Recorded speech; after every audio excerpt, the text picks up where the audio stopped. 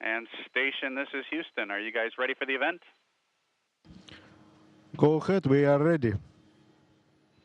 And JSCPAO, this is Mission Control Houston. Please call station for a voice check. Station, this is JSCPAO. How do you hear me? Loud and clear. Welcome to station. Great. Our first question will be from Gina Sinceri with ABC. Good morning, ISS. This question is for Karen Nyberg.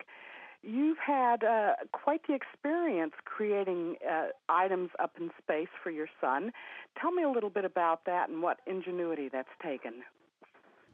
It actually took me quite a bit of time to get some momentum to get something made. I had a lot of expectations and hopes with stuff I brought with me, but finally it was the day that Cygnus was supposed to arrive, and it was delayed, and so we had a whole day. It was a Sunday off, and that's when I created the little dinosaur for him.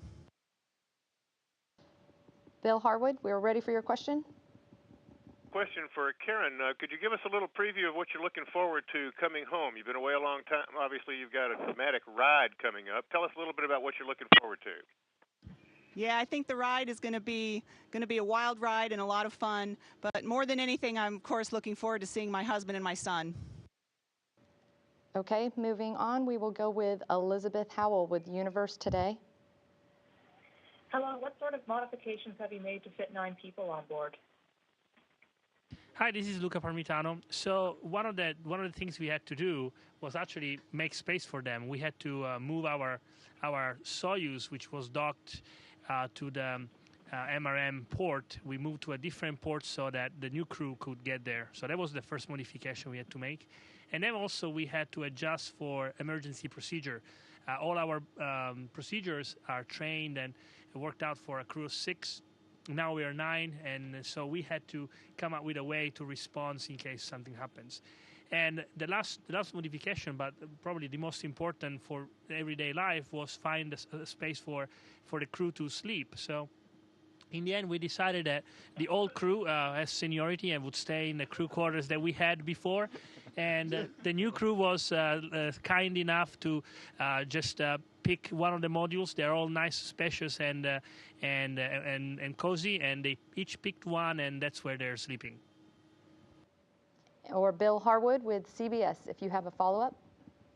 Yes, I do. I have a question for Sergey, if I could. Could you tell us a little bit about your spacewalk and the Olympic torch, exactly what you plan to do with it, and how important that is to Russia to show that torch up in space? Well, this is really interesting adventure, really interesting work.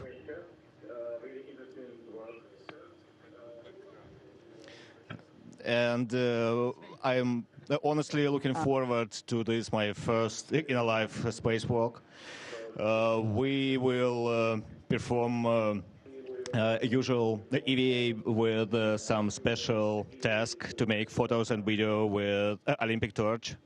And this is some part of official Olympic torch relay that is now in our country. That's all. Maybe Oleg will add something. No.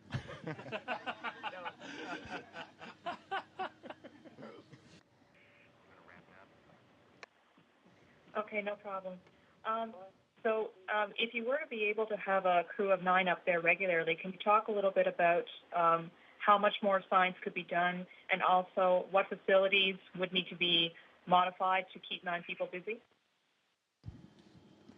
I think absolutely moving to 9 people is doable as far as the science, and it would be fantastic. You know, for a long time we had 3 crew members here, and when we moved to 6, that was a big jump. One of the things really to be concerned about, though, is our environmental control system, and CO2 production, of course, will be increased, and then our systems have to keep up with that, and also the consumables and the supplies we need. I think certainly making up the science for us to do would be very doable. I think the harder part would be getting the systems to accommodate the 9 people. Okay, thank you all. That will be all from NASA. Thank you all again. Station, this is Houston ACR. That concludes the NASA portion of the event. Please stand by for a voice check from Moscow, PAO. Здравствуйте, меня зовут Екатерина Миронова. Екатерина Mironova, TV station Russia. My question is for the 10th crew member, which is the Olympic torch that has been on the station for 24 hours already. I wonder where it spent the night and what exactly are you doing with it? As to what we are doing with the torch, I can say the torch has been delivered by the crew of Mikhail Tyurin. Mikhail Tyurin was the first person that entered the International Space Station with the torch. After that, every crew member held the torch in his or her hand, and each of us flew through the station, starting with the Japanese module by Koichi. Then Luca picked it up and went through the European module. Then Michael Hopkins took the torch. Then Karen Nyberg flew through Destiny through the lab. Then Rick Mastracchio took it over. Then Mikhail Tyurin took it over. Then Sergey Ryazansky took it. Then Oleg Kotov took the torch. And in the end, I secured it in the Russian segment in a special place. Thank you. Right now, we have 9 crew members on board. That's a lot of people. Usually you have only 6. I'm sure if you are cozy there. Tell us about it. In fact, 9 people is not the limit of how many people the station can accommodate. We used to have 13 people here at a time when the shuttle crews were able to arrive here. Koichi remembers those days. That's why I can say that the systems of the station are able to accommodate 9 people. Of course, we have more people, but it is not creating any obstacles. And we are preparing for EVA tomorrow, and we are preparing for Fyodor's crew to return soon. Everything is going fine. Hi, my name is Lindsay France from Russia Today. My question is for Oleg Kotov and Sergey Ryazansky. The phrases that Gagarin and Armstrong said on their pioneering space endeavors became historic. The famous Polygochale, or Let's Go by Gagarin, and the One Small Step by Armstrong. Have you ever maybe thought of a catchphrase you will use when you take the Olympic torch out on its first ever spacewalk?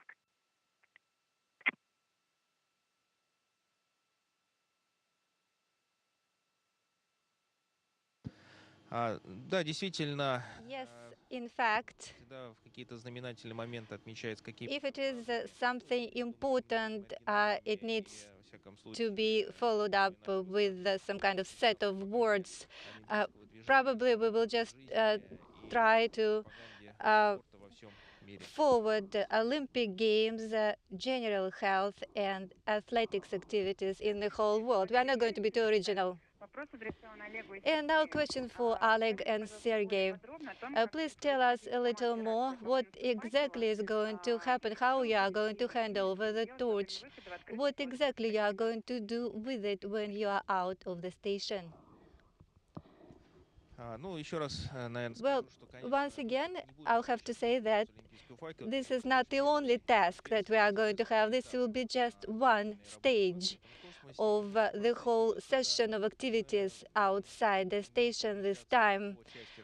We are going to move along the outside of the Russian segment, and we will be symbolically handing over the torch from one crew member to the other. We will repeat that a couple or 3 times to make sure we will have a pretty picture, to make sure the whole world and our country will see the torch in a nice way that it is, with the background of the Earth, and black space will be on the Russian segment. So it is a sort of a creative task. It is technically challenging, and we hope for success. Thank you. I have a question for Fyodor Yurchikhin. On the 11th, you are supposed to return the torch back to Earth. I wonder if special ceremonies are planned on saying goodbye to the torch on ISS. Ну, конечно же, безусловно, будут. Of course, В первую очередь, это we will have something. не только с олимпийским символом, это We are not only saying bye to the Olympic torch. We've been working here for 5.5 months. безусловно, очень хочется домой. Each of us, of course, is missing home a lot. We will have some touchy moments. We will be saying farewell to our friends that are staying on the station. Oleg and Sergey will give the torch to us. This will be already the third space vehicle that the torch will be traveling on. And we will hand it over later on to the Olympic Committee. So the main thing is to perform EVA tomorrow with the EVA, and we will be there on the Russian segment handing over the torch. Please tell us how Karen is handling now 7 or 8 men on board of the station. Let's ask Karen. Let's ask Karen how she's dealing with us.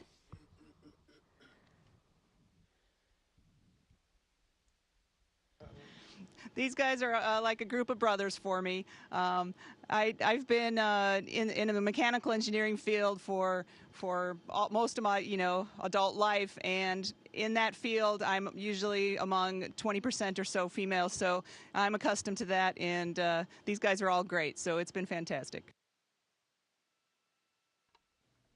Station, this is Houston ACR. That concludes the Mission Control Moscow portion of the event. Please stand by for a voice check from ESA PAO. Station, this is ESA PAO. How can you hear me? Loud and clear. Welcome on board.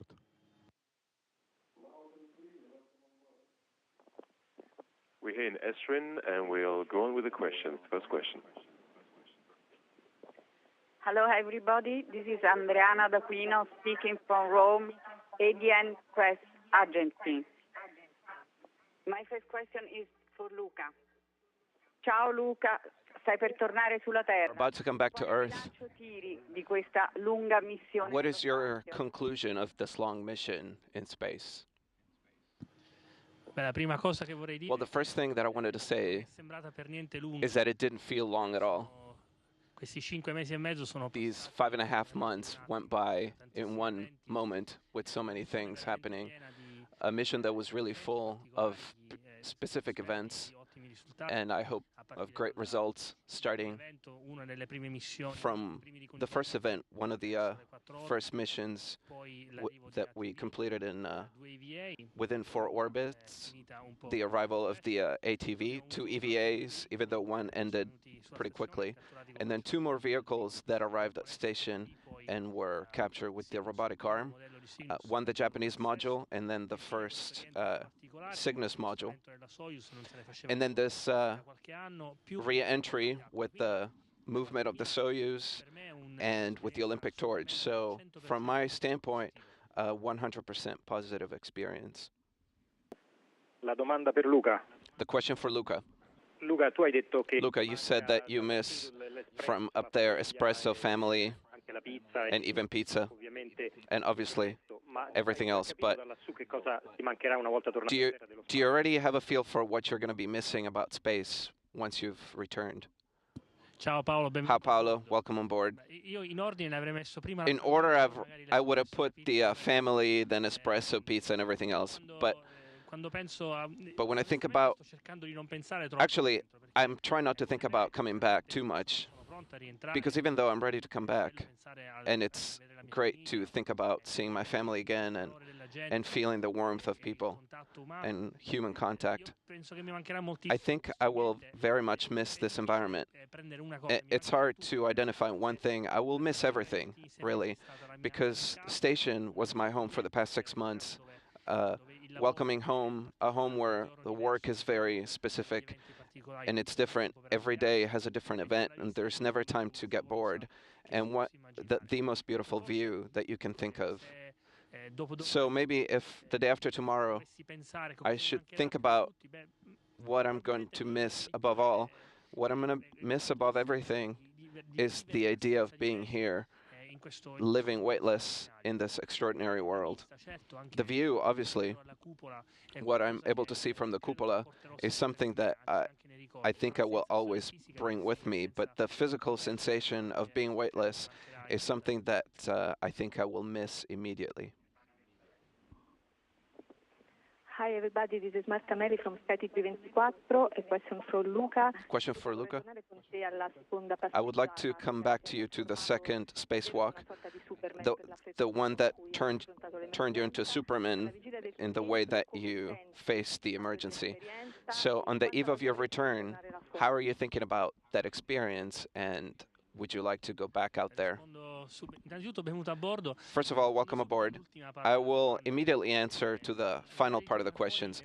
The desire to come back out started the moment we closed the hatch. I would have wanted to take the water out of the helmet and go right back out to finish my work. So for me, this is the only moment that is somewhat incomplete is this sensation, this feeling that I would like to be able to go back out and finish the work I started with Chris. What am I left with this experience? I always say this. When you consider an experience in its entirety, any experience builds memories. Memories that are almost always positive. So for me, that experience ended up well. So it was resolved without any following issues. So the thing that will stay with me is another moment from my career as an experimental pilot, as a fighter pilot. Times when I've had to solve problems right there in the moment, which fortunately with a little bit of luck and training and all the training that I've had before throughout my life as a pilot in the Air Force. So we were able to resolve the emergency well. So I would be ready to go back out there at any time. Giorgio Pacifici, TG2. Since 37 years, your mission was a record, an EVA. So now, the future, what is your future going to be, and what other records are you going to be setting? Ciao Giorgio. Hi Giorgio. È difficile dirlo adesso. It's hard to say now. Per troppo tempo ho vissuto pensando for too long, I've lived thinking about what was going to happen next. So now I'm going to focus on just enjoying and living my experience day by day. So for now, my focus is on the next event, which is the return to Earth. We have a lot of procedures to follow. They're complex. Our re-entry is very complex and dynamic with very active phases. So I'm focusing on that. As far as the future goes, I think I can only talk about the immediate future. So I'm thinking about my colleague Samantha Cristoforetti, who's going to leave next year. My main task is to be able to talk with her and collaborate with her and prepare her so that she can give her best in the mission. She will do that for sure, but if I can contribute, since my experience is so fresh, it will be a pleasure to be able to work with her as a colleague and a friend.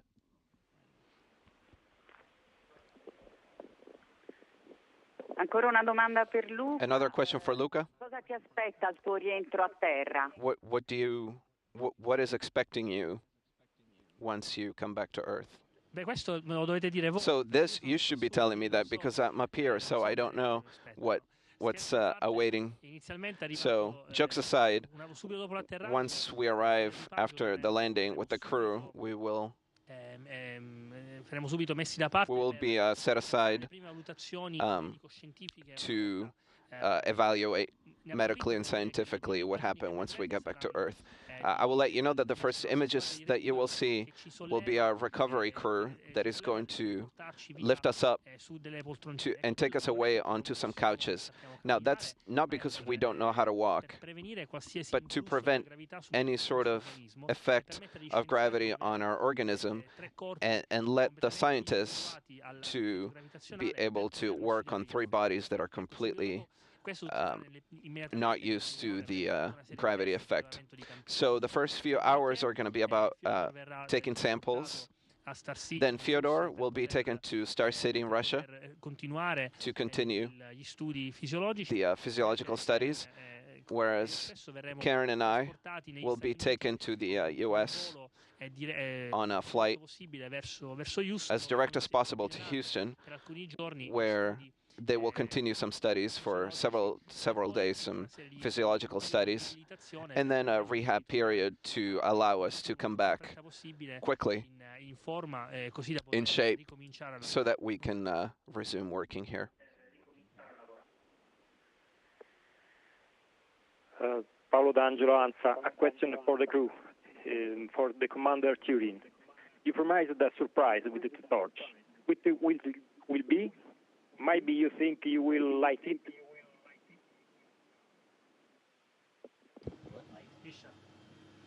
Will you light the torch? Yeah, will you light the torch? Вы зажгете? It is not planned to to ignify anything on board of the station, including Olympic torch. But we'll follow all the symbolic requirements and procedures working with it.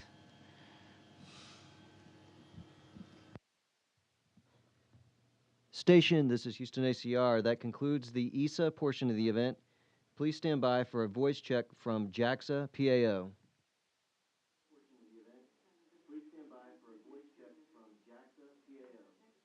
Okay. Station, this is JAXA Tokyo. How do you hear me? Loud and clear. Welcome on board.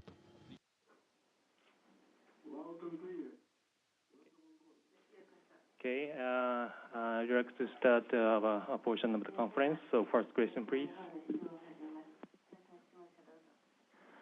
産経新聞の草加と申します。若田さんに伺います。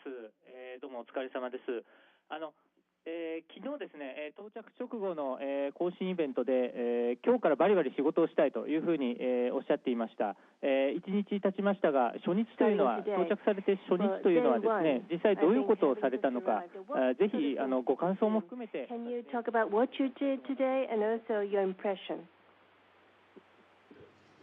はい、宇宙ステーションに到着後数日間というのは宇宙ステーションの環境に慣れるため、それから宇宙ステーションの中にあるいろんな装置モジュール、その場所を確認するような作業っていうのが続きます。ですから具体的な作業 Inside the station, we have to confirm these various devices. So there aren't much, there isn't much for me to do, but to confirm the location of the various facilities, the switches, and for example, the tools to carry out the repair. I've been checking out these various devices, and that's how I'm spending my time now. But it's about 4 years since I was last here. I feel like I'm back to my old workplace, and I'm very keen to start the experiments. I think I can go right away and start. 共同通信の深谷と申します。深谷 from Kyoto News to Dr. Wakata. Dr. Wakata, it's the fourth time that you've gone to space, and also it's the second time that you're staying at the ISS. Do you feel that something has changed, something is different this time? And next year you will become the commander. So what is your motivation, commitment to becoming commander? 前回2009年に宇宙ステーションに滞在した時、The last time I stayed here was in 2009, and at that time I was in the last phase of assembling Kibo, the experimental module. And at the station, there are several other new additional modules added, especially the Earth observation Cupra. The module with a lot of windows has been installed, and we can view the Earth from the windows, and you can see the Earth. And I think that this view was not something that we can see in the past with the other modules, so this is really impressive. Well, about becoming commander, well, Fyodor is here, and when he returns, Dr. Kotov will become commander. And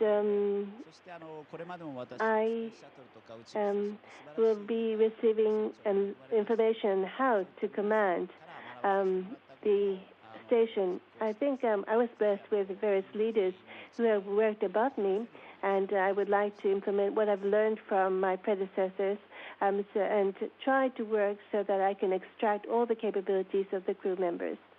日本放送の畑中と申します。若田さんに伺います。今月まもなくISS 建設開始から15周年ということになります。ISS についてはいろいろ言われているところもありますけれども、今若田さんステーションに身を置くお立場としての今の思いというのをですね、端的にお聞きください。Who is stationed in ISS? Would you like to give your thought? この国際宇宙ステーションという、国際協力プロジェクトの中でいかに重要な役割を果たしているのかということをこの宇宙の現場にいても。Well, Japan is playing a very important role in International Space Station, and I really feel that when I am there. And the assembly of Kibo was completed in 2009, and it's been operating properly, and there are a lot of results coming out from the Japan experiment module. So people from the world collaborate and expand the boundary of activity, and Japan is playing a very important role there. And I feel pride in taking part in there and would like to accomplish in the mission that I have to do. I'm Kaneko of NVS. I would like to also ask Dr. Wakata. So you are now, this time you had flew with the 6 hours very short flight. So it must have been very busy for you. So would you give us your impression about getting on the very fast track ride to ISS? Well, docking with only 4 rounds, and Turing, Mr. Tyurin, and also Mastracchio, they did a great work. So with only 4 rounds on orbit, everything went very smooth. We were launched from Kazakhstan, and it was much quicker than flying to Japan to reach to ISS. It was only 6 hours in a very short period of time, and we can go and come back to Earth in very short time. So Russia has such a capability, manned space capability, and I feel very respect for the capability. And the time was very short, so our adjustment to space is actually going smoothly, I feel. Shukan Aski, my name is Akiyama. Well, first, I'm praying for the success of the mission. Kibo, one of the missions of Kibo, I'd like to ask specifically about the mission, about the release of the small satellite. And I do understand that you'll be releasing the small satellite. Also, amongst the various satellites you'll be releasing, do you have one that you think will be especially promising? そうですね。衛星の放出に関してはどれもいろんな研究者。Well, as for the release of the satellites, I think that various developers, researchers have worked hard to develop and produce the satellites. I want to work hard to release all of them. Now, about the release of these small satellites, this is because we have Kibo. And I think that this is a mission which will tap on the capability of Kibo. there's the airlock. The human airlock. There will be the EVA. But Russia and the United States do have the airlock for people to exit and enter. But it is only the GEM which can release these satellites and devices. And we will be releasing from Kibo. And I think that this will be a mission which will be leveraging on the capability of Kibo GEM. Dr. Wakata, Ogane from NHK. Again, a question regarding your becoming a commander.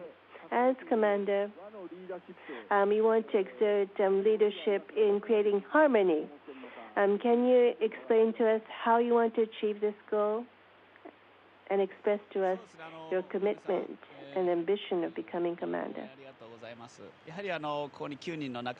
Mr. Ogane, thank you for your support. We have 9 members, colleagues here, but each of the astronauts have high capability, experience, and techniques, and all 9 have their strong ambition in carrying out the mission. I think that in order to exert the results as a team, we have to work together with everyone, even the people on the ground in Houston, Moscow, etc. And we have to work hard, and I have to function as commander to try to leverage all the capabilities that are available to us. Harmony is important. Communication will be vital in carrying out the mission. Again, Kaneko of NVS, representing country. Probably Olympic athletes and astronauts are similar, and you are at this time bringing up Olympic torches. So, would you like to give a few words to Olympic athletes? そうですね。オリンピックの代表選手の皆さんの活躍を期待したいと思います。やはりオリンピックの世界中の Olympic athletes, I hope that they will do their best and do bring up great results. And Olympic people get together and have good communication and do their best to expand their capability. And space exploration is very similar. It's the type of activity that expands the human activity. So bringing up Olympic torches up to space is very symbolic, very similar to the activity in space. So I am very happy to be part of it. And tomorrow we are going to have AVE, and I hope that EVA tomorrow is going to be wonderful, done by Russian people. Also, I hope that the Japanese athletes would do very well in Olympics in Sochi.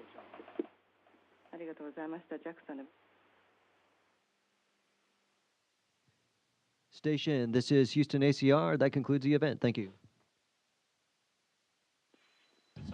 Welcome, with our pleasure.